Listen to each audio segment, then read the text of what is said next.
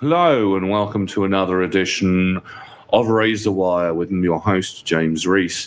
Today, we have got another professional segment. You know it, you love it. It's where we look at slightly satirical, slightly kind of strange views, oftentimes amusing, on important matters in the world of information security. Now, today, we are being challenged with the age-old discussion of InfoSec versus IT. Who will win? Who has good points? Who doesn't? I don't know. Do we even care? Without further ado, let's discuss this with our co-hosts.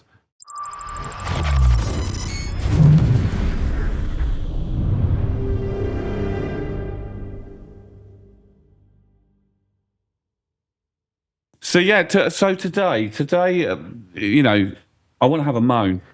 How's that different to any other week? No, it's just because it's something that's bugged me for years. And I thought, where can I kind of vent my frustrations? I know I'll do it on the professionals segment because obviously I'm talking to other professionals in the matter.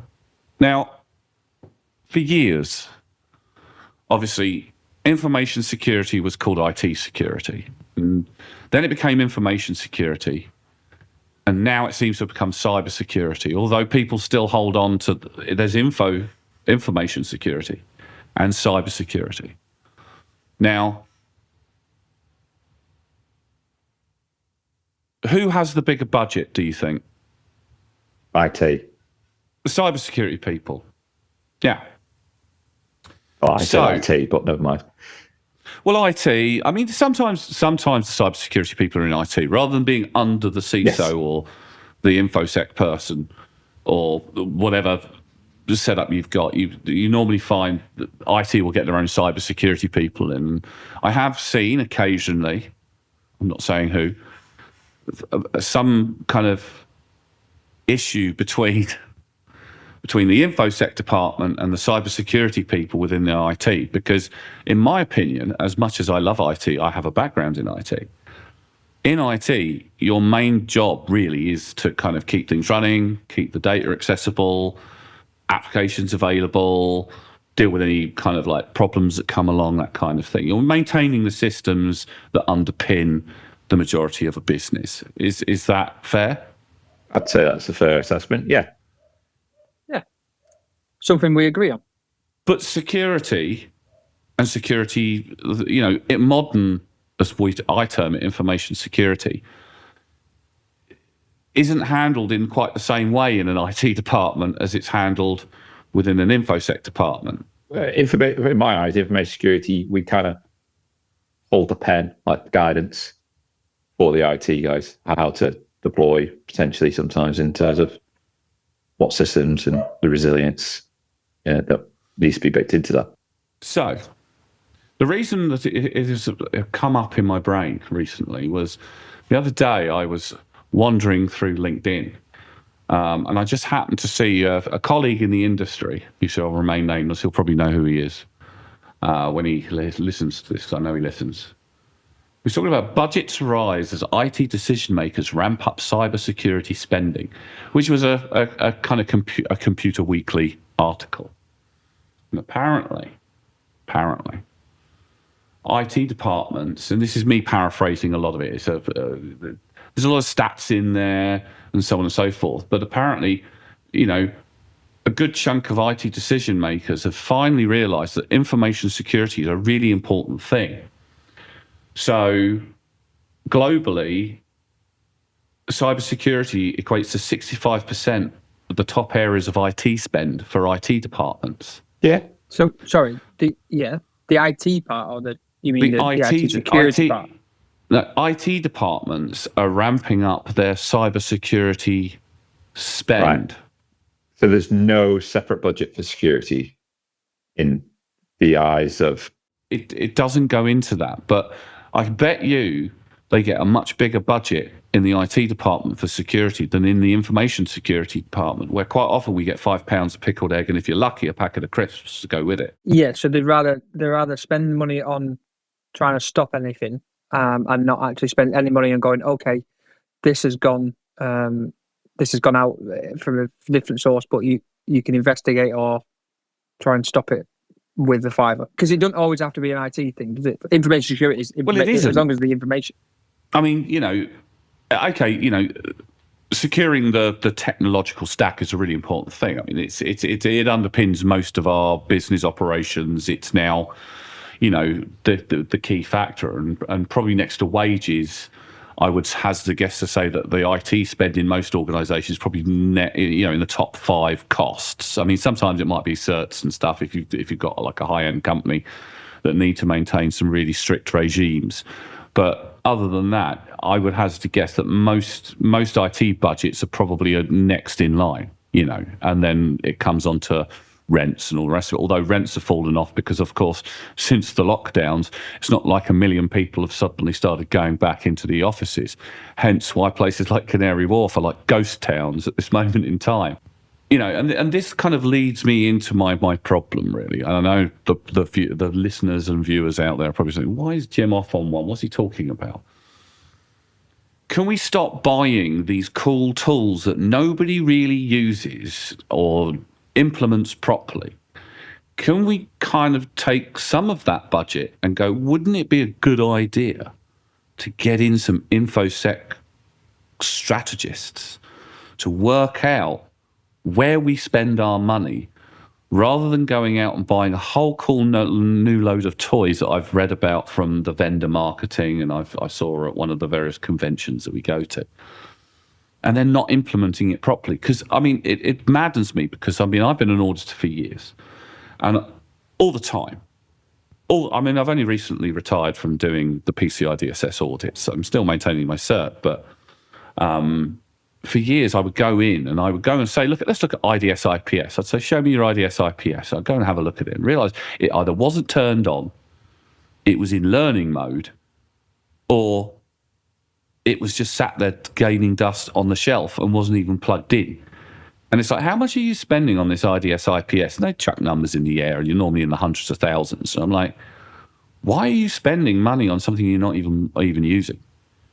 You're getting no intrinsic benefit from this. You're wasting your cybersecurity budget on that, when that kind of money could get you a very good, well-qualified kind of information security professional who can actually kind of, build you a strategy and help you spend your money in the technological stack in a wise way, because they will actually do the analysis of the business, what its assets are, what its key methods of delivery. And it maddens me to sort of read, IT are going to be spending tons of money on securing the environment. And I'm like, okay, cool. But it's IT decision makers making decisions on security on inference with this particular article. So I get what you're saying. Yeah. So it's more a case of there is no strategic decision making in terms of looking at it from a holistic point of view and go, actually, where is our look at our security stack and where are our risks, and basing it upon that.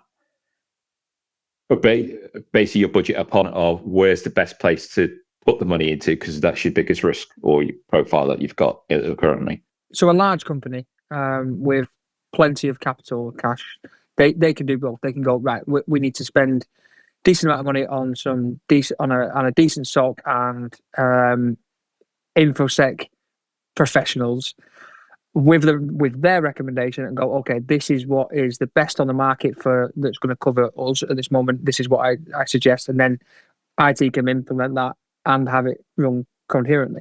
But if you're a smaller company, I think even though it'll be a large percentage of their budget's not going to stretch to both.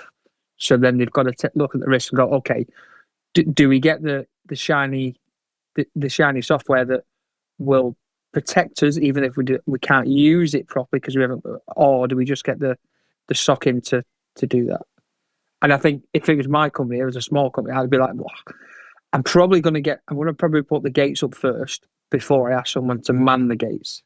At least there's gates. Let's take the gate. The gate goes up, gate goes down. And who's going to make the gate go up and who's going to make the gate go down? That's one of your issues. Agreed. Agreed. But I'd rather have the gates than just the person at the no gate.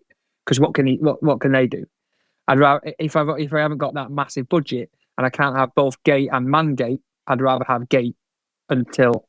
I disagree. I'd rather have the man. Sorry, the person. The person, because you know, ultimately, it can at least flag up something's coming. Yeah, like, but sorry, I've seen this. But then you have instant response, which I mean, arguably is probably next to risk. Obviously, understanding your risks within the organisation, probably one of the most important parts of any infosec department. And I mean, it's in my book if you'd like to go and actually read the contents. So, you know, shameless plug there. You know, the whole kind of risk, understanding your risk scene. IT people, and I don't mean this badly to any IT people out here, you're going to see the risks to the IT stack. You're not necessarily going to see the adjacent risks, and you're definitely not going to be really looking at the risks outside of the IT stack.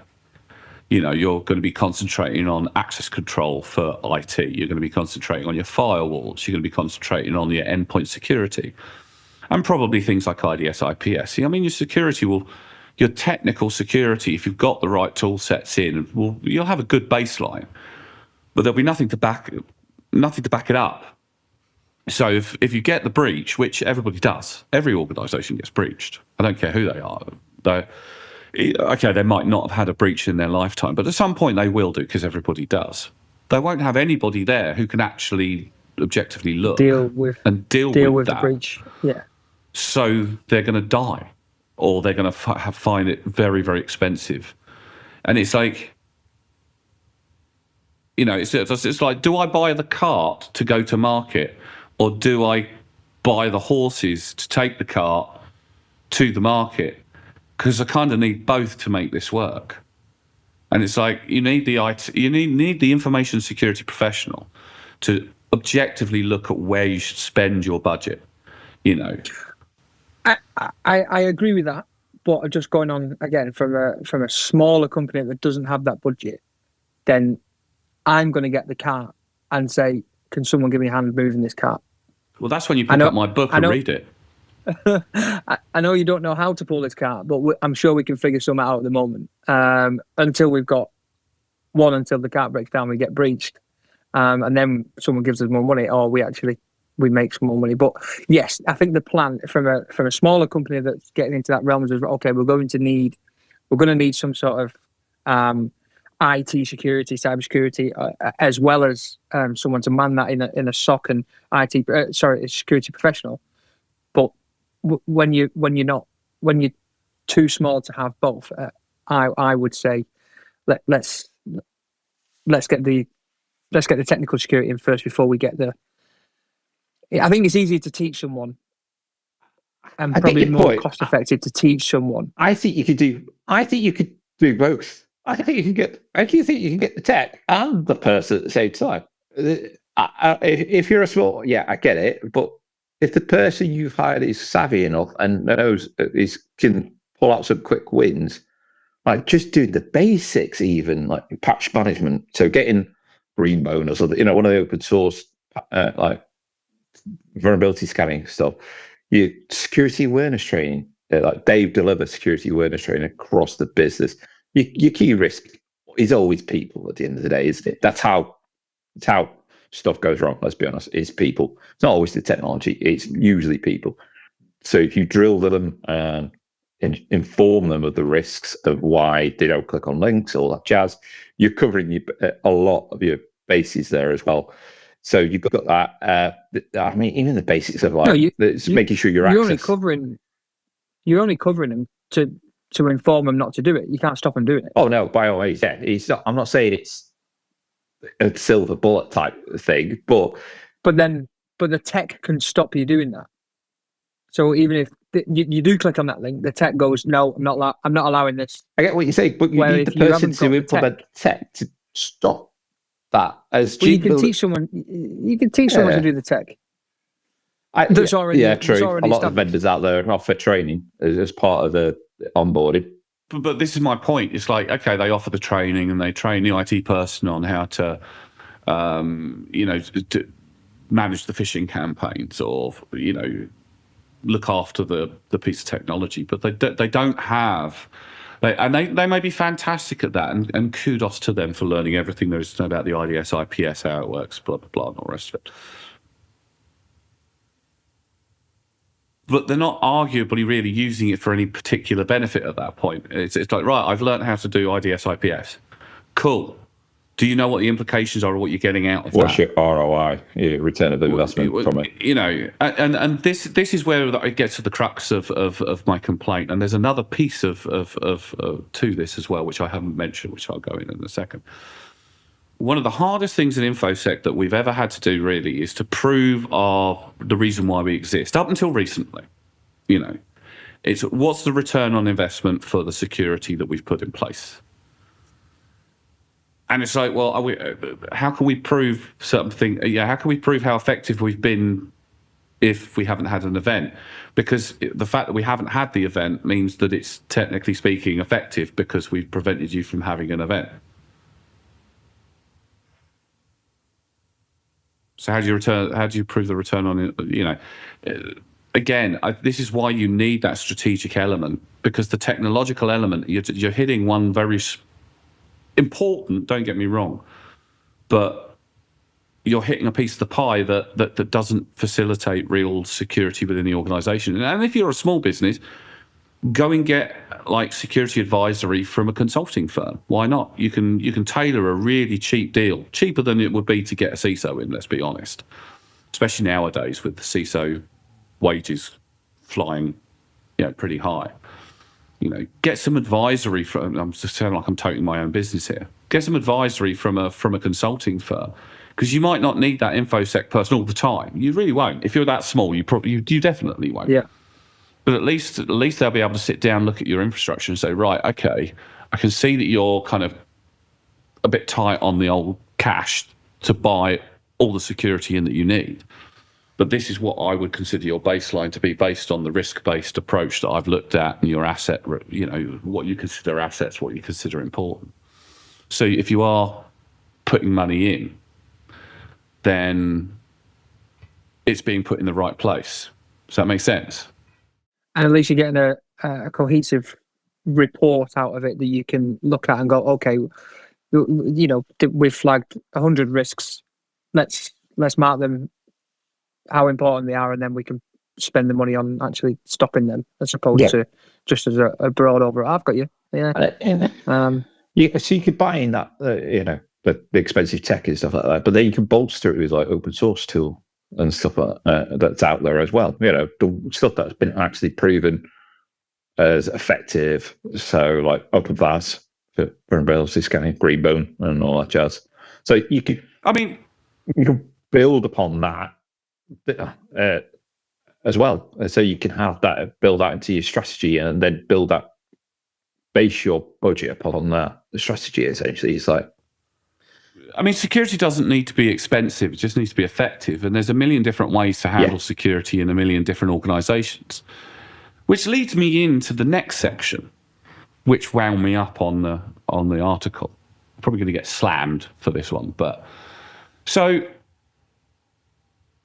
did you know in the EU, not that, you know, we're part of the EU in the UK, but in the EU, they're planning a cybersecurity certification scheme. It's like they've got DORA, obviously, which does address a number of InfoSec items, especially around the governance, risk and compliance side of things, which is important. But they've also got a cybersecurity certification scheme. And when I had a look at the website for that, it's all very technical vendor. It's obviously driven by vendors, and this is what winds me up. It's like when GDPR came along, you know, all across LinkedIn, all across the InfoSec space, it was buy our products and it'll protect you from GDPR. I mean, Iain will remember this. He was actually working for me at the time. The hazy days of 2018, 2017. Oh, you enjoyed it. That's why you're on the podcasts. But, you know, everything would protect you from GDPR. And we knew it wouldn't, you know, but so many people got kind of caught up in let's go and buy this really high product. And then that deals with that issue, isn't it? You know, doesn't it? When we all knew that it didn't. So these poor companies ended up purchasing this solution that never actually did what it said on the tin. and ended up with the same problems anyway. I get really frustrated, and I guess this is the real crux of it, really, when it boils down to it. So I'm not frustrated with the IT departments getting budget for security. They absolutely need it. I wish that, the budget was assigned as part of an information security budget in medium and large-sized companies where there was an actual InfoSec professional at the heart of it, building that functionality and making it work. Admittedly, I still think there's too many organizations that think security is an IT thing. It's not. Even with PCI DSS, quite often it's weird. It's like PCI DSS. When you read, most people's introduction to PCI DSS is reading requirement 1, which is all about firewalls. So the moment like a layman reads it, they go, "Oh, requirement 1. Oh, there's a word firewall in there." Flick through a couple of requirements, get to requirement 5. Oh, requirement 5 is all about AV. Oh, that's an IT problem. So they hand it over to IT, and then I come in as the auditor and say, "Right, show me what you're doing," and all the rest of it. And they've dealt with all the IT problems nicely. The problem is the large chunk of PCI DSS is about software development, and the IT department is usually not the same as the software development department. And the IT department trying to tell the software development department what they need to do in order to facilitate PCI. The software development department doesn't care, do they? More often than not. No. And then you've got the requirement 3, which is around the handling of card information. So if you've got like a cards team or a payments team or something like that, they're not even part of IT. So they're going to hate you coming in and trying to tell them what to do. And I think that, this has been a significant problem within PCI. It's always been chucked at the IT team to suddenly make a load of changes in areas adjacent or outside of their own area. And these certification schemes are all heavily geared towards the technical. It's all like, you can hear the vendors in there saying, "Buy our products and you will be part of the, you will get the cybersecurity certification scheme badge, and then all will be good." And then 3 years down the line, they have a horrible breach and everything's not so good. Can we just not do this right, please, by starting at the top and working our way down? Or am I talking Swahili? Or are you talking ISO 27001? Well, yeah, but an ISO 27001 is a good start. It's a good. Well, it's a risk-based standard, isn't it? At the end of the day, because you assess the risk to the business as whether how much you implement the control from 27,002. So that would lean heavily into having an actual strategy as well, from my point of view, in terms of looking at that. Kind of gives you an idea. This is true, but I mean, think back to your days as a consultant. For me, how many times did you go in to look at, say, ISO 27001, and you were in with the IT department? You weren't in with anyone else. You were sat there with the IT department. True, but from there, I laterally moved across to other departments because it's where you start. I get that, but then I suppose as part of the job as a consultant, it was to make business aware it's a business issue. It's not just an IT issue. And so you get the stakeholders involved. You talk to them. You explain why it's important and why it's a business issue. Because at the end of the day, it's got to affect your bottom line. If you have a breach, it's also got to affect your reputation and your customers and all that. Just so if you explain it in a way that the business understands it, then yeah. But I get your point on just having a technical standard. It's not. You need the GRC element as well, the compliance, the risk, all that stuff to inform why you're doing this technical control as well, and how far you need to take it. So it's like, actually, are we a small organization that can rely on like free AV because there's only 6 of us that have six laptops? Can we use the free AV? Or actually, are we a medium to larger organization where we need security professionals and professional tooling as well to help with intrusion or to stop intrusion, and with detection and sort out our access and all that jazz, and then it becomes a bigger problem. I think it's so especially on the small, like say a small startup or even a mediocre company, it's always going to sit with IT straight off. That's going to be the place to go. But you're you're a cybersecurity consulting firm, but Bob's Mechanics. He's always Bob's Mechanics. His IT guy. I don't know. His IT guy is going to go. Oh, we've got this.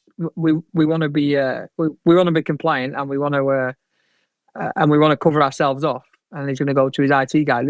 There you go. Because it's how does it work? It runs on data and power. Yeah, that's IT. It's not impossible for small firms to implement ISO 27001 and be certified. I mean, I've spoken to many auditors and stuff like that from like the accreditation bodies like BSI and stuff like that. And like their auditors have told me about times where they've gone into someone's bedroom and it's a 2-man shop, but because of the service they provide outside of this bedroom. I was about to say, what services? I'm starting to wonder. The joy of the cloud, Jim. You could, yeah, but on that, all right. So those two people have company been certified to ISO 27001. Obviously, it's a risk-based standard too. There's 2 of them. They can. Even if you have a small company of 200, the person, the small team that it sits with is going to be IT. They're not going to, for that small team of 200, they're not going to say, right, okay, we're going to get a designated cybersecurity professional in, or information security professional in for that. It's going to sit with IT. I'm just having a quick research. I mean, I've worked in organisations less than 200 people as a security manager. Yeah, bully to that. I guess in many respects it leads me again onto something else that I read this morning from another InfoSec professional who was saying that she was absolutely sick of getting pen test results that were obviously a scan from one of the free or the relatively cheap these days kind of like. And she said, why are IT companies doing this?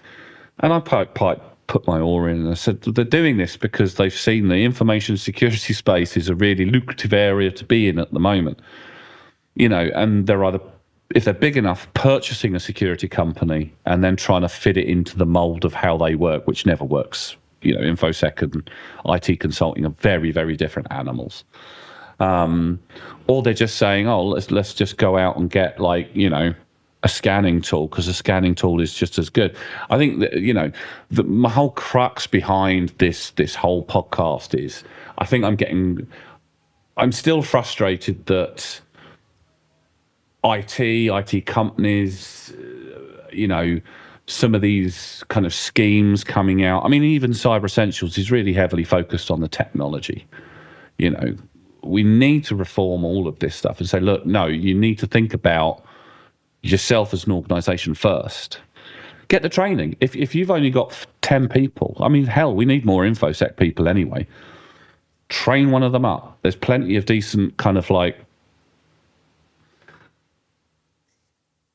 training courses or something, at least that will get you started on the ladder, or books you can buy. That's not me plugging, that's me just saying books. Go and get the CISM book, or go and get the books related to incident response or whatever. Obviously go for the more generalized stuff first. But I'm just frustrated that the main budget still sit with IT for securing an organization when we need to change it. I suppose your point, to add to that point, it's like the budget should be split in 2, really. Yes, have the tech.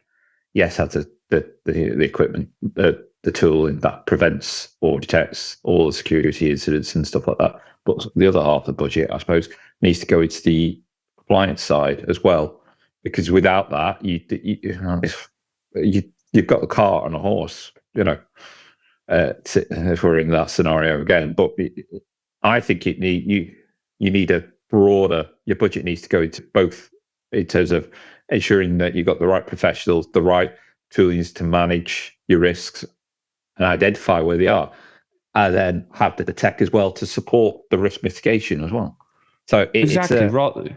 I mean, you don't need to spend it on physical security as a good example, because obviously, it's already been catered for more often than not, and we're great at physical security in the infosec department.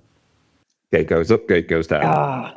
I mean, let's look at physical security. Is it easy to get budget for physical security? I mean, physical security has been around for a hell of a lot longer than obviously information security and cybersecurity. People see the benefits behind, weirdly enough, locking your door when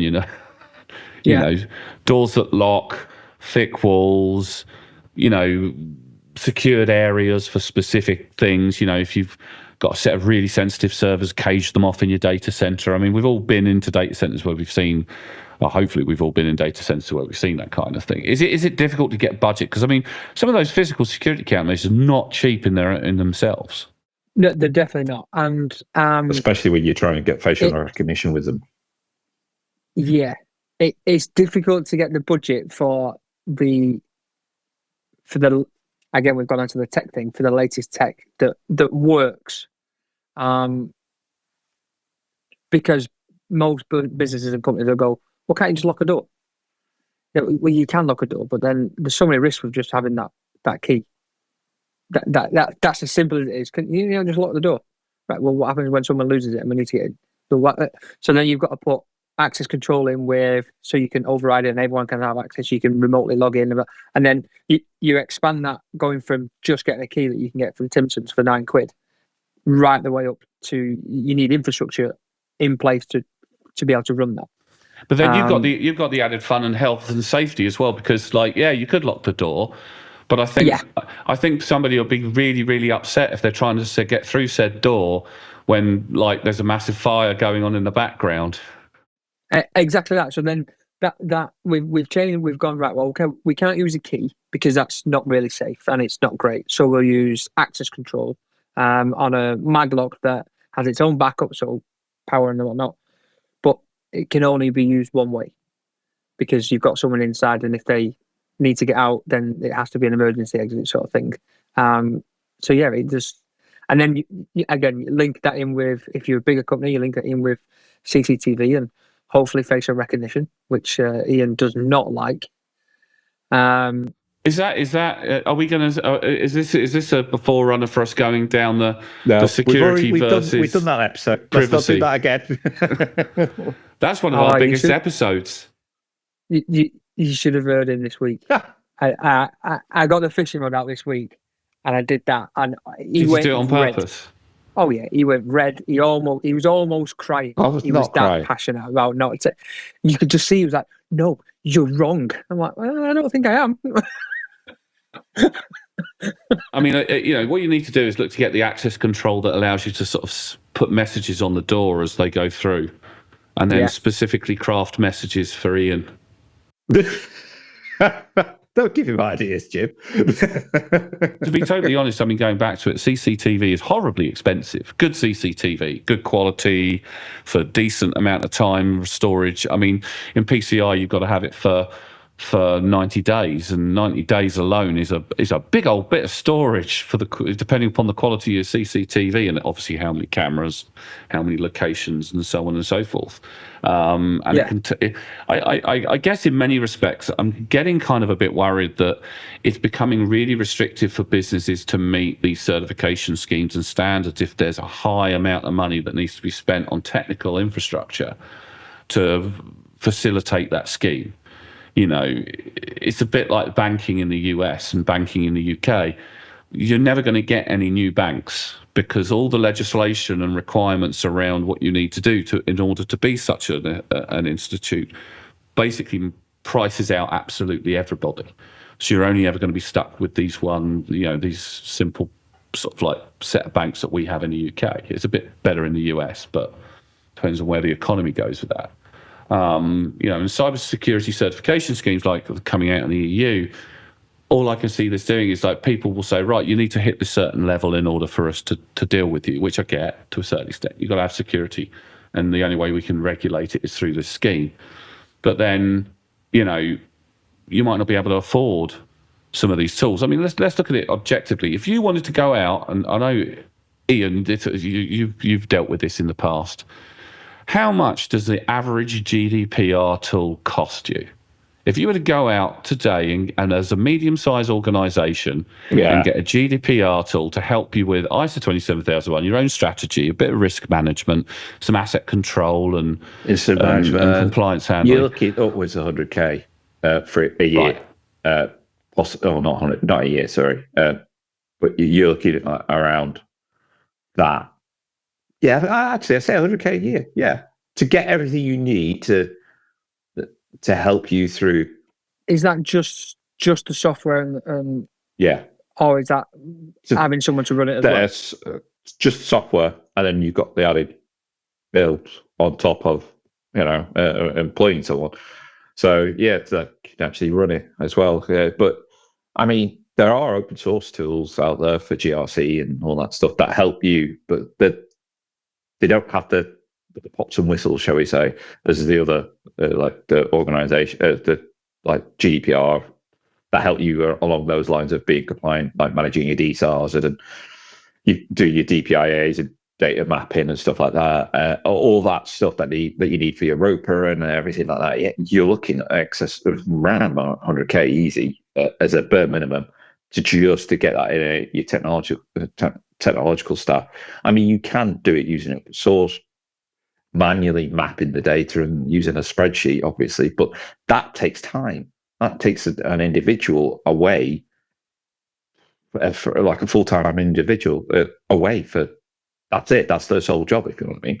Whereas you can, if you've got the tool, you can obviously free them up to do the actual other stuff in terms of like managing projects and improving your security stance and your privacy stance. So here's a thought. Why don't we look at recreating the security model in an organization? Here's an idea.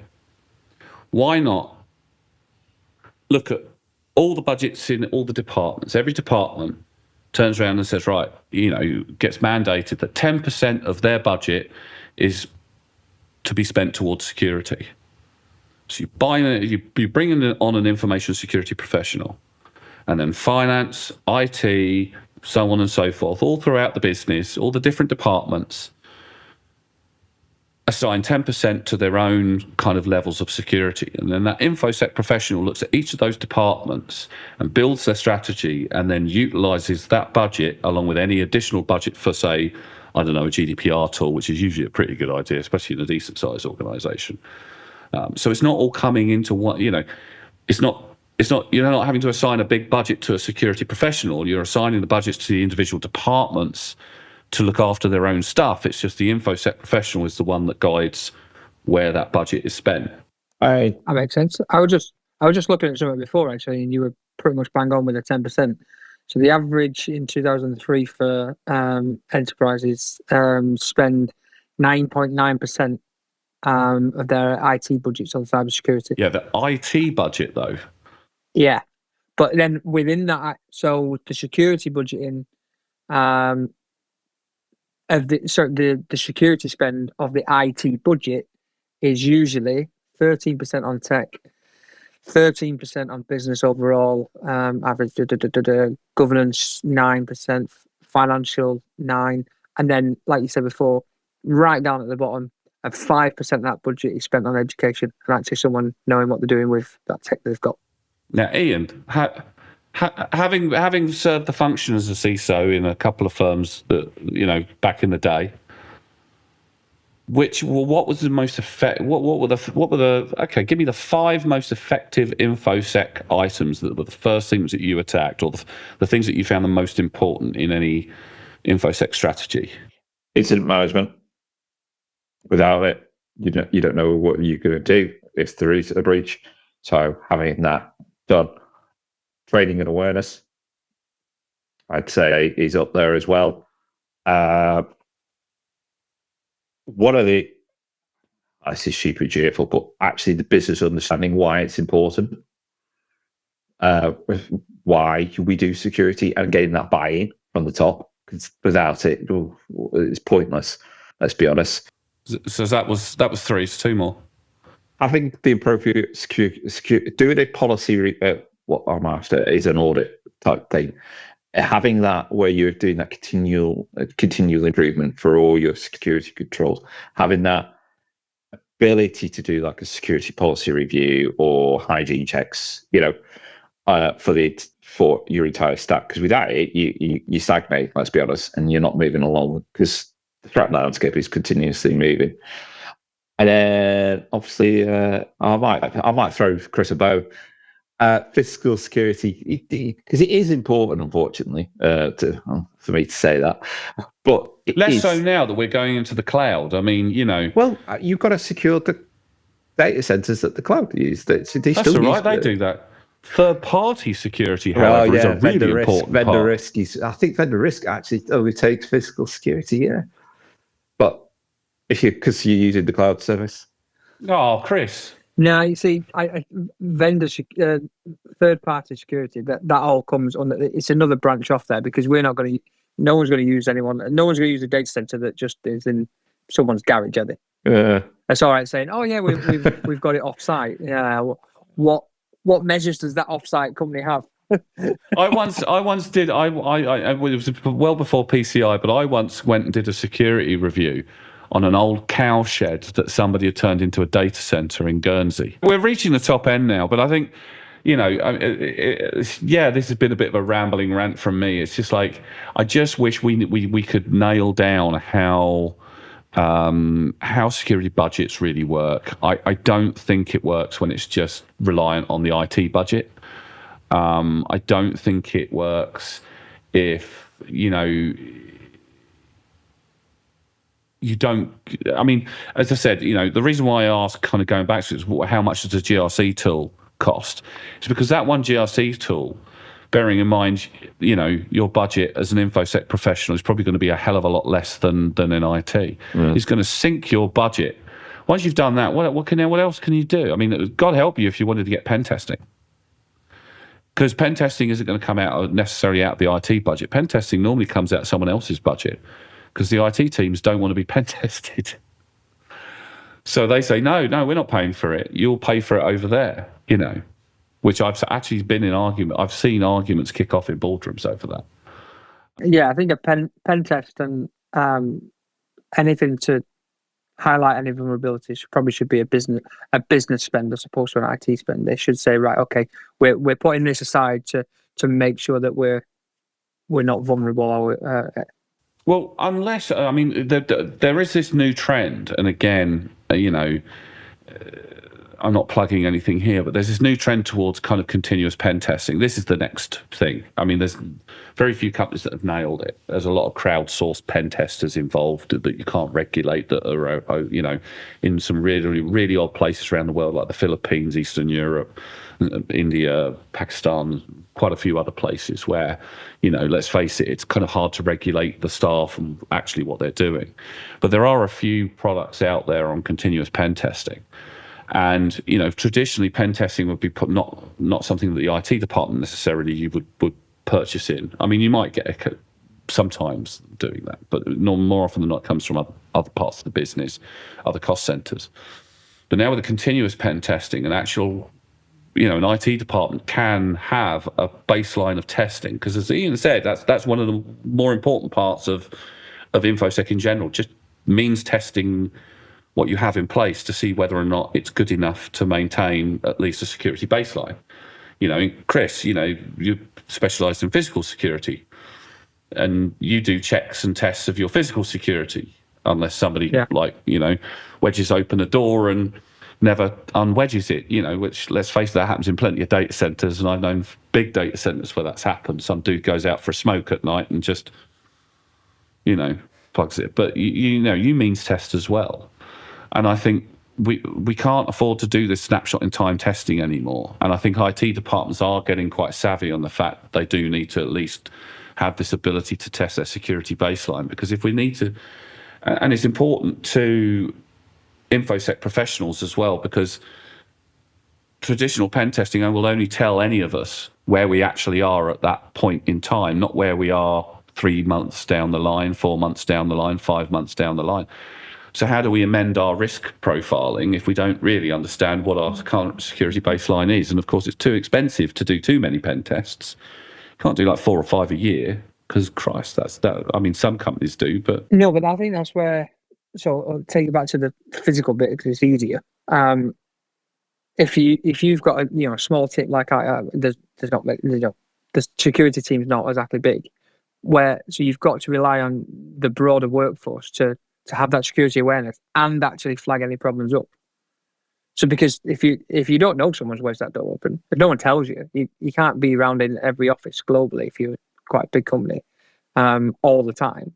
So unless someone tells you that, and that goes. You back have to have a robust training. Yeah, you have to have robust training, and you have to, and again, human error. You have to rely on humans to actually flag things up. So if you go back to the IT side, if you've got a monitoring tool, yes, I understand why you're saying that we might not have the training. They might not have the training and the awareness to know exactly what to deal with that when it flashes up. But at least you're being told, as opposed to that guy on the gate. At least you know it's coming. At least you know that door's open, and then you can then work around how to fix it. So I think, going right back to the beginning, I'm still sticking on the fence. I'm still sticking on the side that I would put the gate up first if I've got a small budget and I can't have the person at it at the same time. Of course you do. And I know he's going to disagree with me.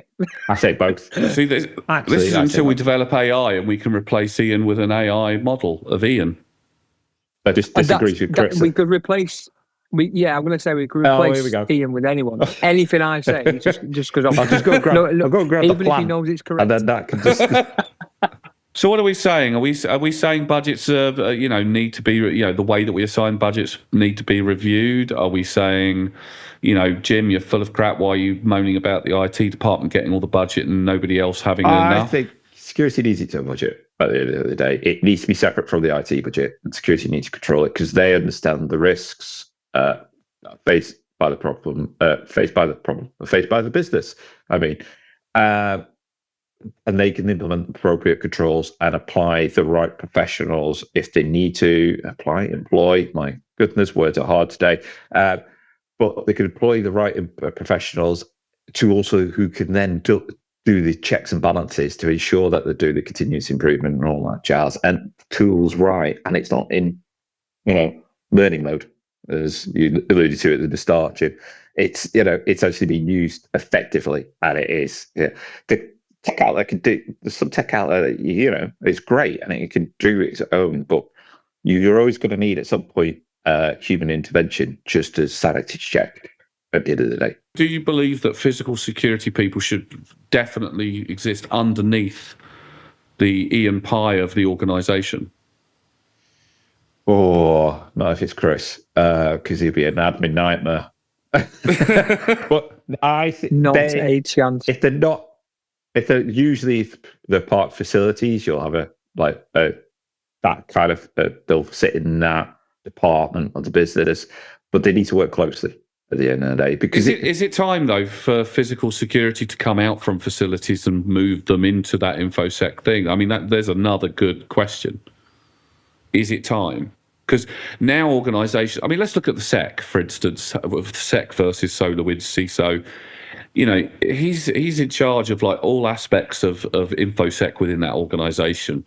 Now, obviously, what happened was both a people and a technical issue that occurred that caused the original problem. To have him now being targeted by a financial controller, let's call them that, for not securing or knowing or understanding what did they term it as, understanding the risk or not communicating the risks within the organisation appropriately to the shareholders and to the people that needed to, From the physical side, you've got to sit. You've got to be across all. You've got to be across all three. So yes, sit under with the security, but then you heavily rely, especially big businesses that have got multiple sides. You heavily rely on the facility side because they're day-to-day people that are going to flag anything up to you. they're on the ground and they, oh, this is wrong. Okay, we've got contractors coming out. We've got a third party. You need to meet them, because then there's another physical aspect of, okay, our server room's insecure. Okay, we need facilities to facilitate the contractors coming on site to fix it, but they can't go into the server room because we don't want them in there. So you've got to heavily rely on facilities. I think it comes under security because you're securing it comes under IT security because you're securing their bits, but it is a massive crossover. But then also, the physical security people have got a much broader, wider range of ability. So maybe risk managers should be put underneath the physical security managers. Oh, definitely. Because risk managers just do risk and they just stand there and go, this is a risk. And you're like, have you done anything about it? No, I've just assigned it to you. Oh, okay then. Like, done absolutely nothing to it. They've just said, oh no, but, thanks, Captain Obvious. I feel seen. I feel seen. No, it's an interesting one, and sorry to all of you out there listening to us randomly talking about InfoSec, but I think this is part of the crux of it. I think InfoSec has become such an important aspect of business nowadays. We still can't agree where budget should be. We still can't agree who should have control over what. And I think it's time for a complete reform. I mean, we've got all these schemes cropping up. We've got DORA coming. We've got, various different legislation now starting to crop up around InfoSec in a wide variety of different arenas. I mean, we've got the traditional stuff like HIPAA, ISO 27001, but it's obviously becoming a serious concern for pretty much anybody in any business sector these days. And I think it's worth, InfoSec people thinking long and hard about how they do defense in depth, how they run their strategies. We have to be adaptable. We've always said, being an InfoSec is so difficult in a world that changes so rapidly, where the attackers that we have are rapidly changing the way that they work. Far more resources than we've got. Look at, we mentioned, I think it was last time, wasn't it? Lockbit recovering within 5 days. Boom, done. Do you know many organisations that can do that? Not many. Well, they did. So there we go. I don't know. Maybe we do need to completely review it. Maybe that's a new book. I'll collaborate with both of you on that. We'll have a physical security section and everything. Oh, I think, yeah. That'll be boring. I think, just to close up though, I won't. I'll put Chris's name before Ian's as well. It'll be James Reese with Chris Dawson and Ian Pye. Well, it is alphabetical. I'll give you that. Is it? I can't spell. No, the other way around this, mate. Chris's section will just be like, little cartoon men wandering around. Just a comic book. I thought I'd get that in there before Ian did. All right, well, thank you for another interesting session where we ramble down various different roads to various different locations. We'll be back again soon, won't we, for another biting edition of The Professionals. And next time, I'm going to pick a subject matter to make you two argue. Let's do it. Guys, it's been great sitting down having a conversation with you. It's been a pleasure. Thanks very much for having us. And thank you for listening or even watching the latest edition of Razorwire. It's always good to get feedback. Please feel free to reach out to us. You can reach out to us via LinkedIn or through our website, www.razorthorn.com. If you feel that there's something that we should cover maybe a little bit more in depth, a new topic or something of interest to you or the community at large. We'll even do interviews. If you've got any recommendations or you want us to interview people, we'll reach out to those individuals and see if we can get them on camera so we can ask them the important questions about InfoSec. So it'd be great to see what your feedback is. In addition, I do have a book recently come out, the Cyber Sentinels Handbook, a primer for information security professionals. Now, this book is very much geared up towards professionals at all levels of their career, be they starters, be they newcomers, be they people who've been in it for a little while and maybe looking for a little bit more direction, albeit the older ones looking to maybe reground themselves in some of the more important aspects of the trade that maybe they've forgotten over time. I've had lots of good feedback from a lot of different readers of lots of different levels, so please feel free to get yourselves a copy. We've got the e-copy, we've also got the paperback copy, and if you don't want to spend any money, you can go on Kindle Unlimited and read the book for free there as well. So thank you ever so much again. Look after yourselves, and we'll be seeing you again soon.